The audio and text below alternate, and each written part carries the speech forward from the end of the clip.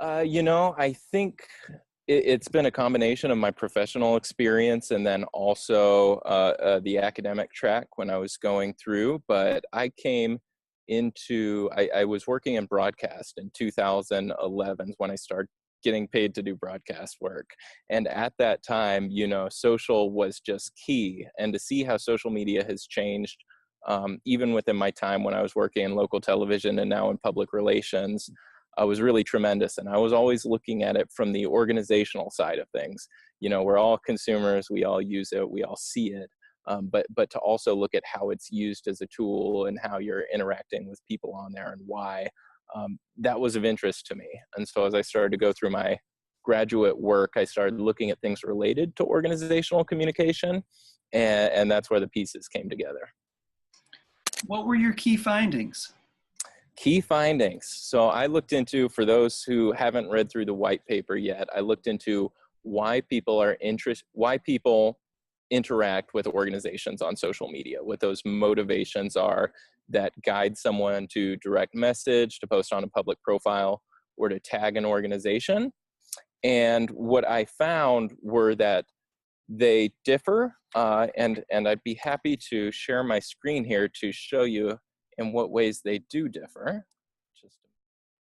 They differ in some significant ways. So I looked at 4 different gratifications that had previously been used in different social media research, different variety of things that people indicated their agreement with or disagreement with. And from all that, boiling down all the answers, I found that information seeking was that key reason out of those 4 factors I looked at that people reach out to organizations. Second to that is socializing, then entertainment, and self-status seeking fell in dead last. That was the only factor I looked at where people were more likely than not to disagree that was a factor in why they interact with organizations.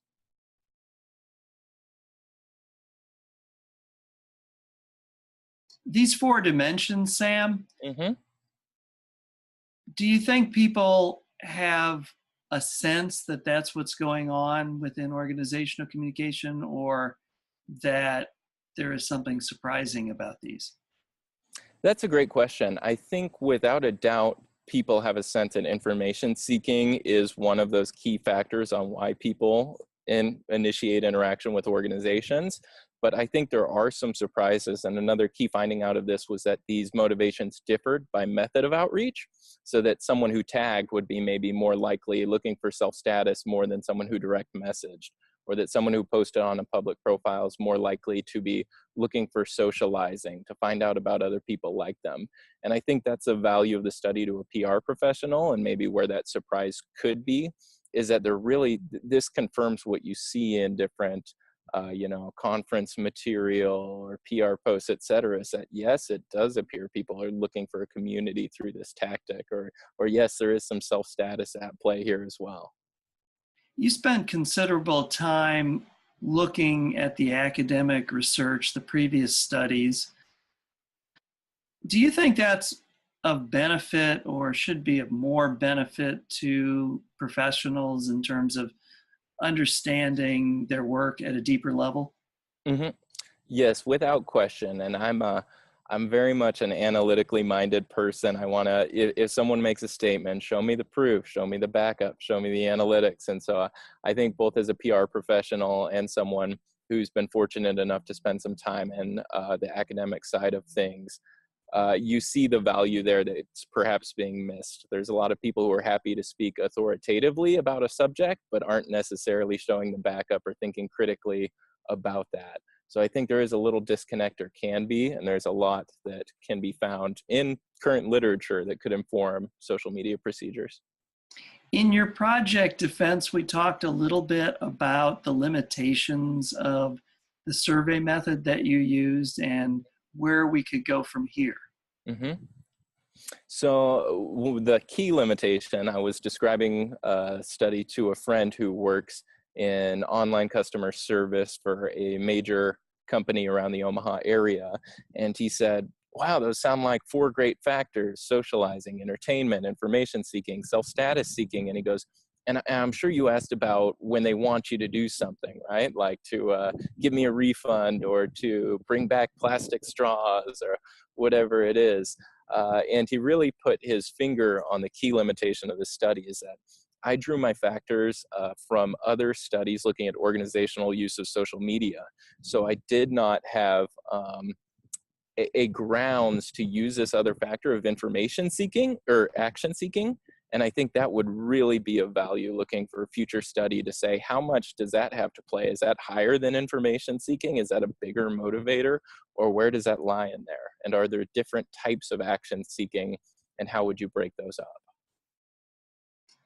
If you were to do a study now, knowing what you know from the first wave of research, what are the areas that you would look for to be careful about? What are the areas that you think really offer a great potential for future research? Mm-hmm. That's an excellent question. First thing that I would do is I would run my survey, and this is more on the tactical side of things, but I would run 3 different groups or across the different methods. So I asked people to share how they felt when they were tagging, how they felt when they were direct messaging, how they felt when they were posting on a public profile. And so for many of these people, and perhaps it's just selection bias, they're interested, they're engaged with organizations and like, yeah, I'll take that survey. They had used all 3 methods. And that could perhaps also just be a sign of where we're at now today in terms of social media, as people feel very comfortable interacting with organizations in a variety of ways. But it would make the data a lot cleaner if I were to have just said, have you direct message at an organization and give me all those different factors, and then run a separate group for posting on a public profile, separate group on tagging. That would give me clear ways to compare and contrast. In terms of the actual what we're digging into, I would have changed a few of the indicators. So we talked about the 4 major factors, and the questions that survey respondents were taking weren't, were not, I do this because I'm seeking self-status. It was, I do this because I look cool, or I do this to advance myself professionally. And again, these were drawn from past social media organizational studies, but I think they're a slight weak point because some may only speak, to maybe a millennial respondent or to a working professional respondent. And so when you're casting that wide net, you could be missing some indicators or opening yourself up to a lot more disagreement within measure than you would like.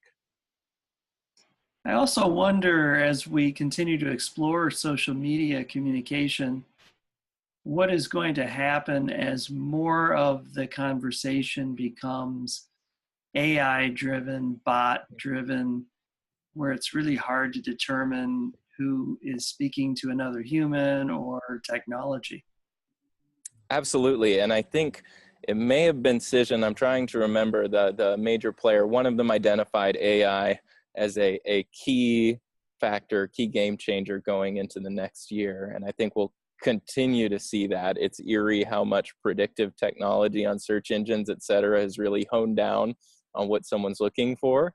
And so I think we could be looking at a future where, 10 years out, you've got Westworld style AI that's picking up, responding, offering the validation and comfort, and you're not aware that you're speaking with a computer as you're trying to get an issue resolved. And social media really facilitates that, where we're already used to just seeing comments and reading the intention of the person into it. And so I could see how use of emojis or casual conversation coded in could really help pass that test and make us unaware of whether we're interacting with someone via AI or in person. The other issue that seems to not be going away is that of privacy. Although I saw an interesting post this week that suggested, yeah, we give up our privacy, the exchanges, the convenience. We want it quick, we want it fast, we want the technology to be responsive. Yeah, I think that's a fair point. And I think about that myself. I think we all do as we go through the disclaimer agreements and we say, yes, sure, that's fine. Or we see it pop up on the screen and say, we're using cookies to give you the best possible experience. Well, they're probably not. But we say, okay, I trust that there are enough of us using this or enough of us updating iTunes together that our information won't be abused, or that we're, it's just easier. The system's built such that it's harder to opt out than to opt in. So I do think ease of use will continue to kind of blunt privacy concerns. for those who do have privacy concerns, you'll occasionally see, I know there are products out there, specific browsers, et cetera, paid services that can give you a more protected browsing experience, but then you're not enjoying the same ease of convenience with predictive technology. If I type in a phrase, it'll populate with something related to what I'm looking for, whereas if my mom types in the same phrase, it could be completely different result she gets back. And we've both grown accustomed to that. Yeah, I see this term popping up from Edelman PR and others, predictive analytics, that the science of prediction is driving a lot of the motivation behind pushing the envelope. Mm-hmm. Absolutely. And, I think about the ability to use different targeting factors. And just if you're taking a look at this from the advertising perspective, where the images that I could see may be different than the images that you would see for the same product, because it's drawing on all of that. So I think we'll continue to see that shape both advertising, public relations, and communication in general. It's kind of dystopian, but I could imagine a world where a image of a customer service representative you're speaking to is populated with a different face depending on what the rest of the data behind the scenes says, because they know that you'll interpret it more favorably.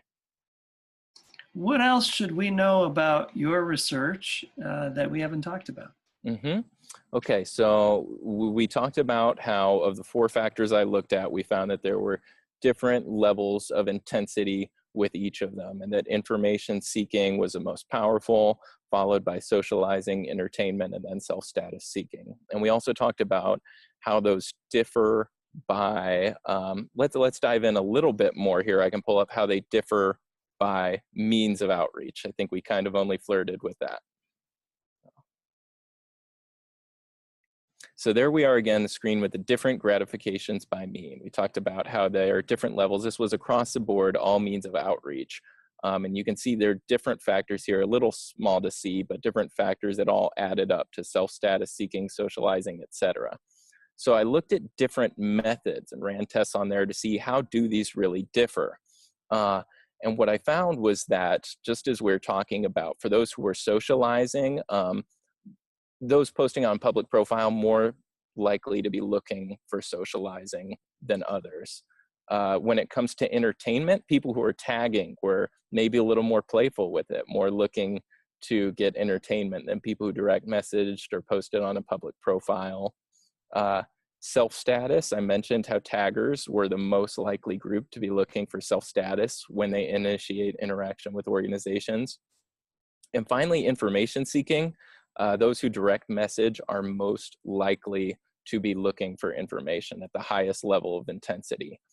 And I think the value here with this, and we talked about this in my presentation, is just that all of these make sense. They kind of confirm what you would expect to see, that, and what we do experience as people in a digital community is that taggers are more playful. They are more likely to be adding in their organizations or their bosses to try to get a little professional advancement. Direct message, you're looking for business. It's a one-on-one conversation. There's no reason to think that you're getting social benefits or self-status or entertainment out of it. I think the prank call would be the nearest equivalent to that if you were to just play with someone like that. And then in socializing, posting on a public profile, other people who are on there, you may be interested in their experience with a product or with a company. Was it similar? What did they do that was interesting? We start to see brand communities or hobbies come together. So I think that's another key takeaway of this study, is just that things do differ. This kind of backs up that common sense, offers a little data to say, yes, this is what we're seeing with why people initiate interaction. I think you've done an excellent job of explaining what I think is a very good graduate project in the School of Communication, and I really appreciate you taking the time to do this so that we can share it with a broader audience. It's an absolute pleasure. Always happy to help out, and thanks for your guidance on the project as it came together. And I'm for anyone interested in this sort of thing, there's all sorts of great research coming out of the social media lab where they can certainly look for the most recent conversations, research, et cetera, surrounding social media. And if you would like to read the white paper, you can download it directly from the UNO Social Media Lab page at the University of Nebraska at Omaha.